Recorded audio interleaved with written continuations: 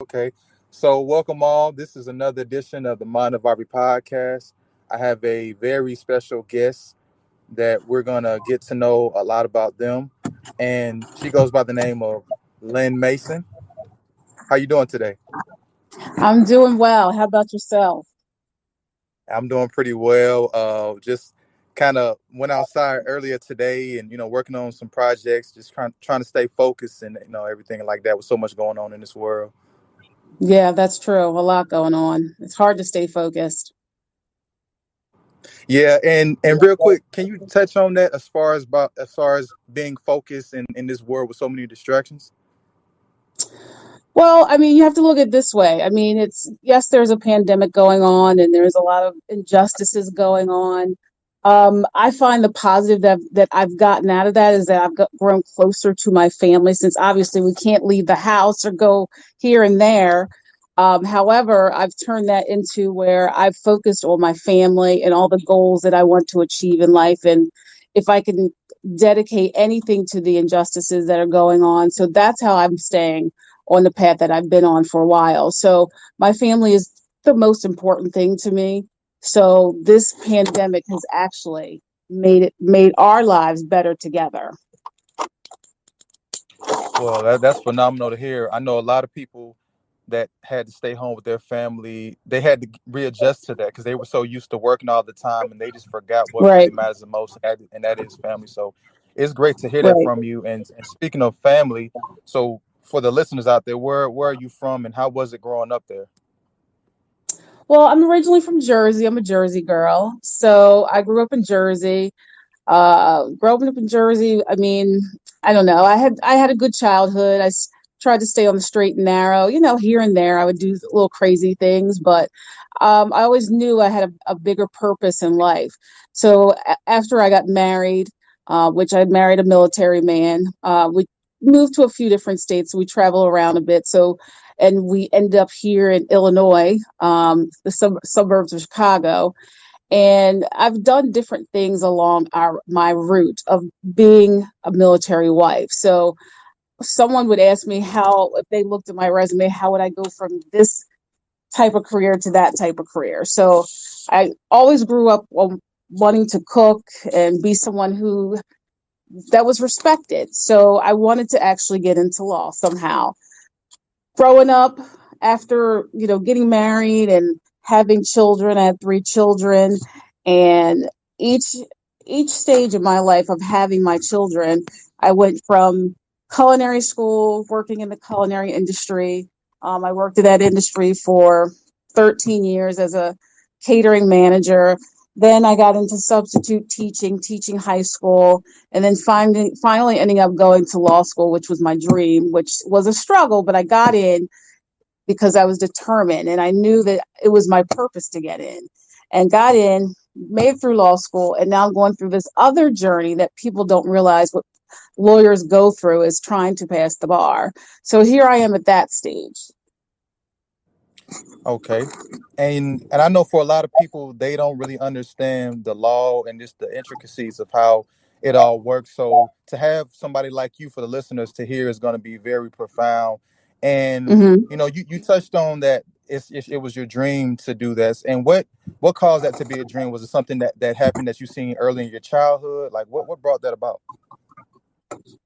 Well, I think what made me want to do that, several reasons. I mean, I'm a very passionate person.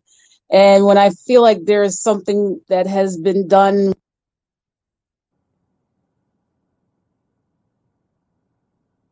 I think you muted yourself. Hello? Hello?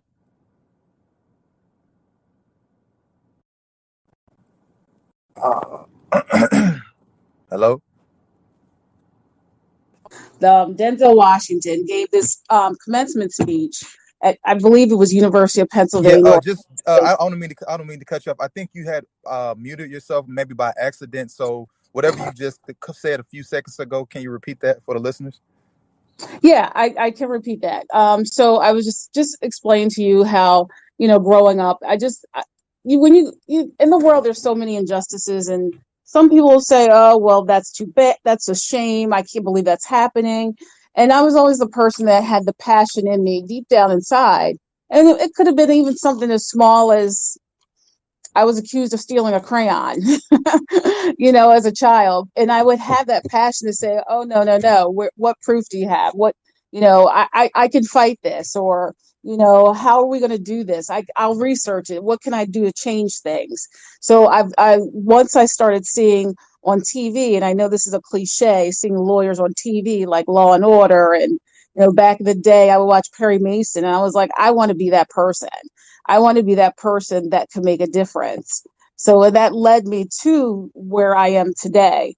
And I remember listening to Denzel Washington's commencement speech. And I believe it was University of Penn, which I'm from Jersey. So that was a school that I considered back in the day. And he said something that stuck with me.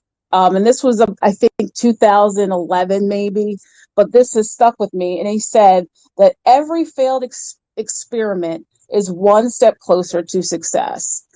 That's profound. That's profound. And that no matter what you do in life, no matter how many times you fall, and I've fallen many times, but I've gotten back up. And I know it takes me to that one step closer to getting to where I need to be. Well, that's amazing to hear, because I definitely understand how, you can't speak on a testimony if you haven't went through a test yet. So a lot of people can kind of give the what if scenarios, but for you, That is so true. you've definitely shown, by your actions that, you're going to still keep fighting for your family, for your dreams, and you're not going to give up. And I think a lot of times, as people get older, they have a hard time balancing out, okay, my dreams, or do I just focus on everybody else but me? So it's great to hear Right. somebody with a different perspective when it comes to that, because that's highly needed.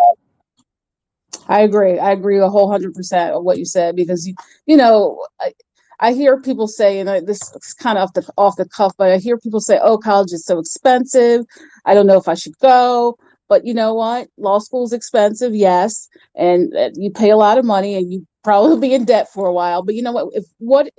You have to invest in yourself, no matter the cost. Yeah, that's definitely true. And even if you're not going to college, you can also, find ways to get experience behind whatever trade you're trying to do. I That's true. feel like I definitely feel like in a society we can make time for what we want and excuses for what we don't. Because if you're not going to put money into school or working a job or doing a certain trade to get that experience, but you're going to put it into, maybe drugs or doing something illegal, you're putting your time and your energy into something that's not going to be conducive to you. So it's great to hear somebody that for so long understood how the balance of life is critical to succeeding, and I definitely appreciate you for that. Oh, thank you, and yeah, and I just to piggyback off of that, yeah, that's true. College is not made for everyone, but you just have to invest and decide. Make short goals. Let's like a short goal could be, you know, I just want to get this job today, and then make goals along the way. I mean, you don't have to make a goal that's 15 years from now. I always hated that question when you go to a job interview and they'd be like, well, "Where do you see yourself in 10 years?" That's a hard question to answer. Some people have the answer, a lot of people don't. So it's like just make short-term goals if that's all you need to do.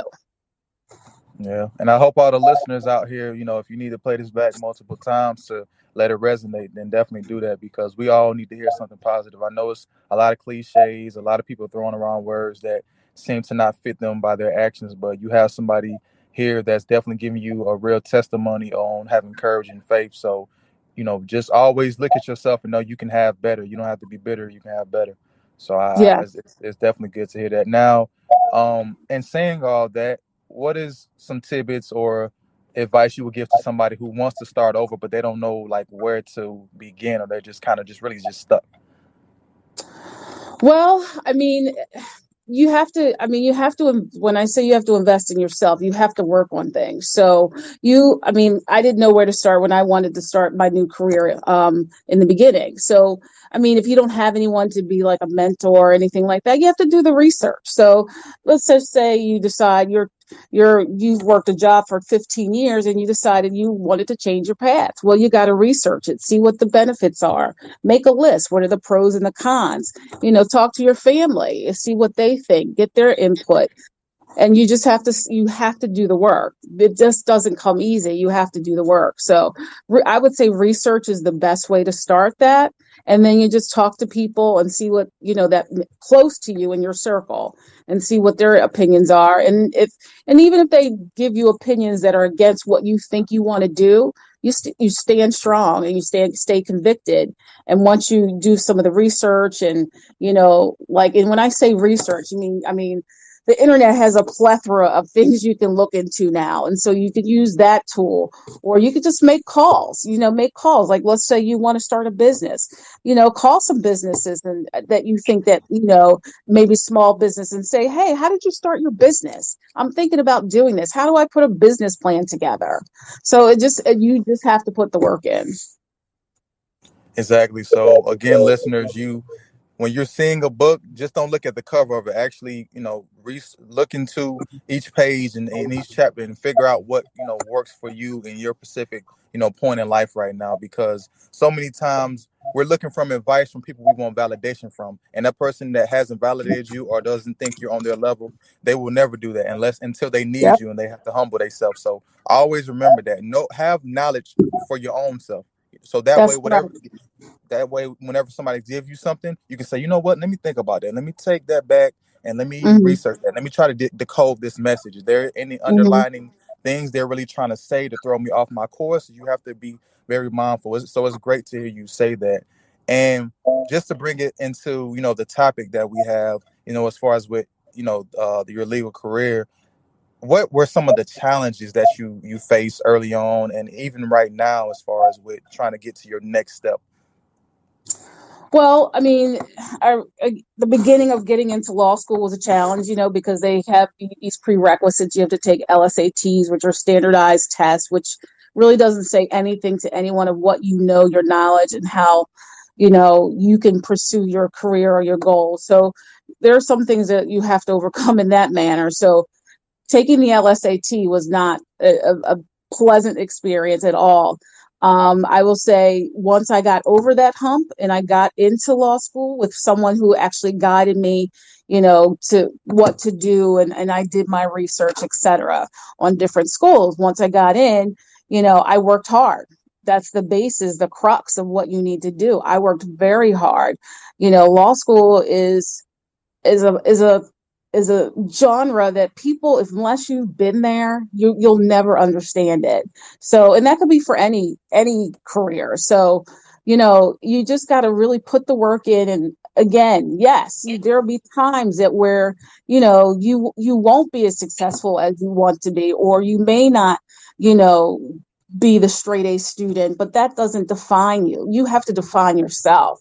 So I did not let that define me. So I did well in law school, but there was a period where I was like, oh God, I think I'm gonna get kicked out of law school because my grades weren't as great as they should have been. But that drove me, that scare, that terror of failing out of law school, it drove me even harder. So once I got through law school, I'm in this process now where I'm taking the bar several times, and it could be a shameful experience because it's holding you back a little bit of you know what you want to do in your next step after getting out, graduating from law school. And I've worked in a law firm, so I do have experience doing that. And I did a lot of volunteer work, et cetera, while I was in law school. So I know how to get myself to where I'm going, but I'm in that process where I have to pass this bar exam to get licensed to practice law. So this is the big step I'm in right now. And I used to say that I was ashamed, but I'm turning that into a positive. So people that are in my position or that will be in my position, that I can be a mentor to them or give them advice and say, it's okay. This exam doesn't define you. You are better than this.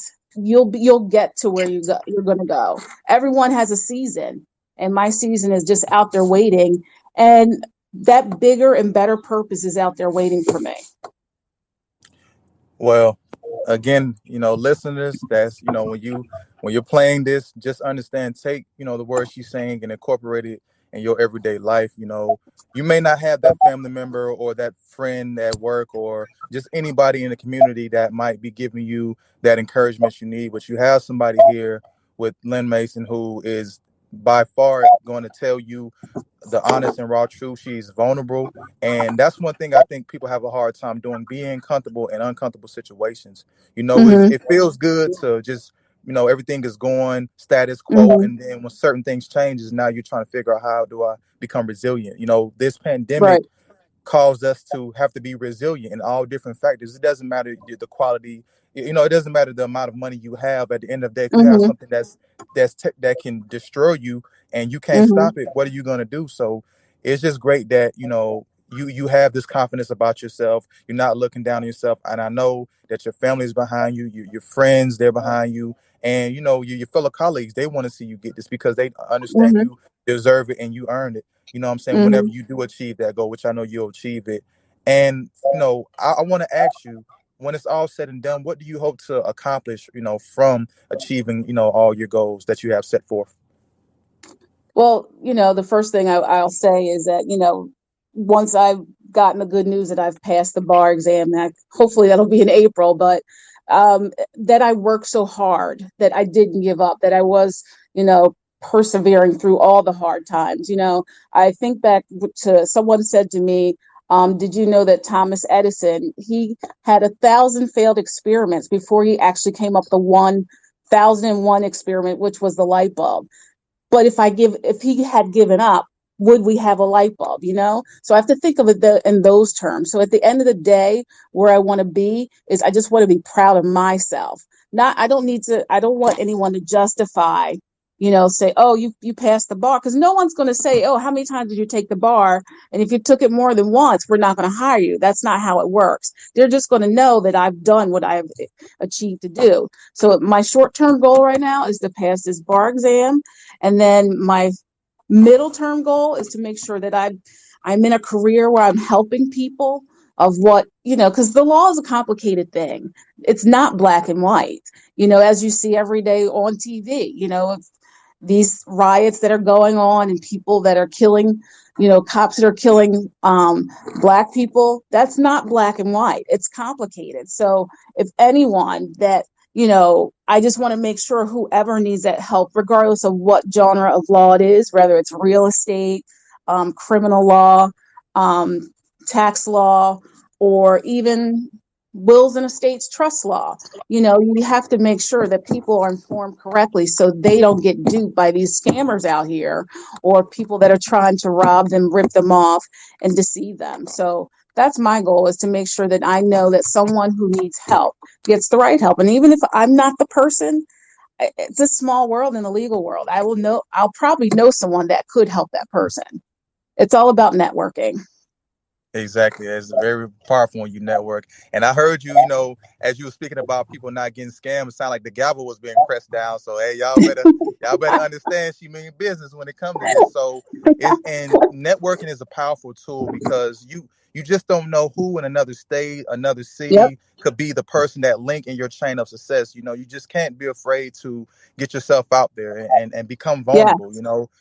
Yeah. Being open and honest with yourself, it helps you succeed way farther than trying to be prideful. Pride will force you to become humble in certain ways. If you feel like you're untouchable, you feel like the world owe you something, there's gonna be somebody much stronger and more fierce than you that's gonna let you know, hey, don't get it twisted. So be honest Right. and open with yourself. Be around people that are going to be conducive to a better lifestyle for you. If they're not positive and they're not bringing you the right energy, they're not for you. It's time for you to reevaluate who you have around you. And Yes. before we close out, is there anything else you want to add? Well, I mean, just to piggyback off of what you said, you be around people that are going to uplift you, keep you positive. You just think about a basketball team and how a team works on the court. It's five people on the court. Yes, LeBron is he's my favorite, one of my favorite players, but Dr. J is actually the favorite player in my life. But it's five people on that court. He's not going to be the best player unless he has that team. So you don't want to be around someone that's going to always bring you down and say, why are you doing this? You're not doing this right. You don't know what you're doing. You want to be with somebody, around someone that's going to uplift you. You have to get all those toxic relationships out of your life to make sure that That's a part of succeeding as well, because there's always a crab in the barrel that wants to bring you down because they're not doing something like you're doing. So stay positive, keep positive people in your life. Not everything is perfect, not everything is hunky dory, and you're going to fail. You have to embrace the failing to make you get back up to succeed. So don't let a failure stop you either. Failing is not bad. It hurts. Sometimes it's embarrassing, but you just get back up and you say, you know what? I got this. I failed once. I got to get back up, dust my shoulders off and do what I got to do to press on to get what I want to achieve, no matter what it is. Well, you definitely said it all with that. I mean, you have to be able to understand you're gonna take a lot of losses in this life, but that one Yep. win can change everything for you. You have people who they are down on their luck and they hit a scratch off. Now they're millionaires. So you just never know when it's going to be your Mm-hmm. turn to blossom, when it's going to be your season. And side note, Dr. J, for those who don't know, is the original Ernest. You know what I mean? I know everybody know Michael Jordan, but Yeah. he's the original. You know what I mean? So Can he's I the get original. But that? Yes. hmm Yep. exactly. The Well, I just want to. original. I just want to say, I appreciate, you lending your time, because people definitely need to hear the perspective of somebody that is working in the legal system, and how you want to be, make just a more impactful way of people to be able to learn about what's going on and not just see it at surface levels. There's a lot of different intricate parts that play into what goes on into law and everything Mm-hmm. that we may not understand. So I just want to say Mm-hmm. thank you again for the time that you gave. And also, if anybody has questions for you, they can feel free to, when I put this up, they can leave a comment and I'll make sure that you receive it. So if they have any other further questions, or maybe just want Absolutely. to talk to you one on one, if you ever have the time, they'll be able to do that. So once again, I just want to say, thank you so much. And if Thank you for having nothing me. else, anything else to add, is that? Well, I just want to say thank you for having me. It's my pleasure, and I see what you're doing, and you're doing positive things, and thank you for what you're doing, and I appreciate you. So again, thank you for having me, and allowing me to come on here and speak my truth, and for the time you've given me. I thank you so much. And to everybody else out there, including yourself, be blessed, take care. And this has been another edition of the Mind of Our podcast. Peace. Peace.